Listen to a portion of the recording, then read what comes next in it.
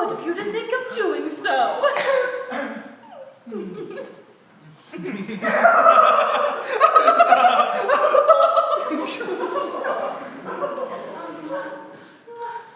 It's just as well those gentlemen didn't tarry. Shall we sit down? Oh, that won't be necessary. Madam, the flame of friendship ought to burn brightest in matters of most concern, and as there's nothing which concerns us more than honor, I've hastened to your door to bring you as your friend some information about the status of your reputation.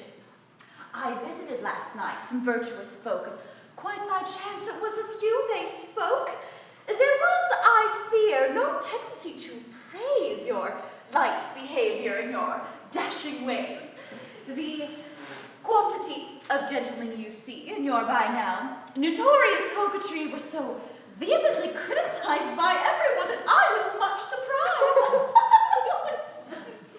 Well, I didn't tell you where I stood. I came to your defense as best I could, assured them you were harmless and declared your soul was absolutely unimpaired. But there are some things you must realize. One can't excuse however hard one tries, and I was forced at last into conceding that your behavior, madam, is somewhat misleading. That it makes a bad impression, giving rise to ugly gossip and obscene surmise, and that if you were more overtly good, you wouldn't be so much misunderstood. Not that I think you've been unchaste, no. The saints preserve me from a thought so low. But mere good conscience never did suffice. One must avoid an outward show of vice. Madam, you're far too intelligent, I'm sure, to think my motives anything but pure in offering you this good counsel as I do, out of a zealous interest in you. Madam, I haven't taken you amiss. I'm very much obliged to you for this. And I'll at once discharge the obligation by telling you about your reputation. Ah.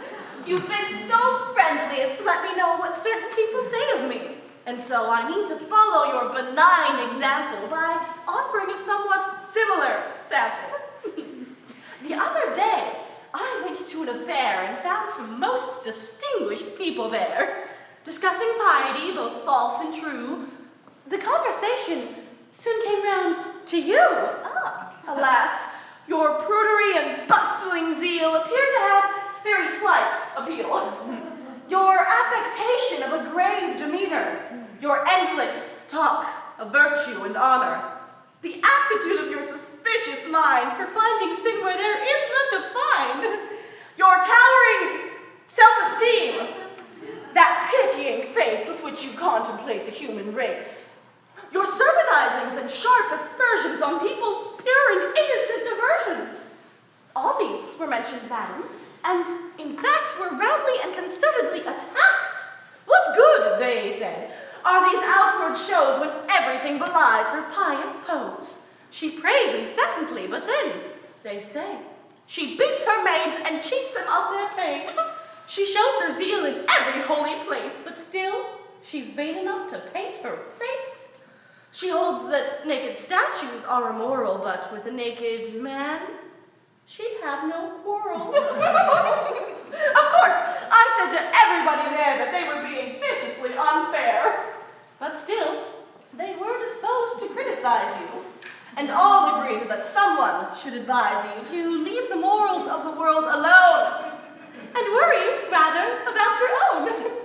They felt that one's self-knowledge should be great before one thinks of setting others straight, that one should learn the art of living well before one threatens other men with hell, and that the church is best equipped, no doubt, to guide our souls and root our vices out. Madam, you're too intelligent, I'm sure, to think my motives anything but pure in offering you this counsel, which I do out of a zealous interest in you.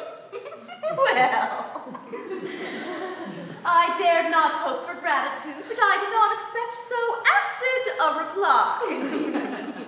I judge, since you've been so extremely tart, that my good counsel did in fact pierce you to the heart. Oh, far from it, madam. Indeed, it seems to me we ought to trade advice more frequently.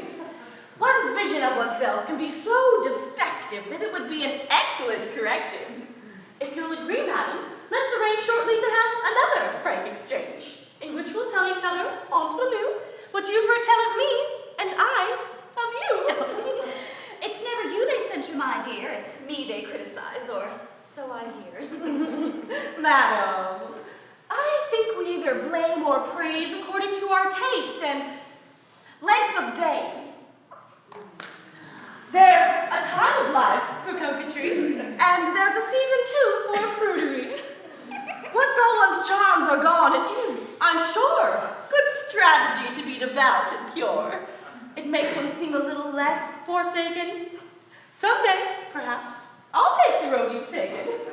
Time brings all things, but I've time aplenty, and see no cause to be a prude at 20.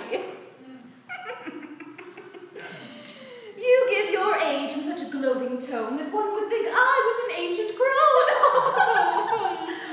We're not so far apart in sober truth where you can mock me with your boast of youth. Madam, you baffle me. I wish I knew what moves you to provoke me as you do. For my part, madam, I should like to know why you abuse me everywhere you go.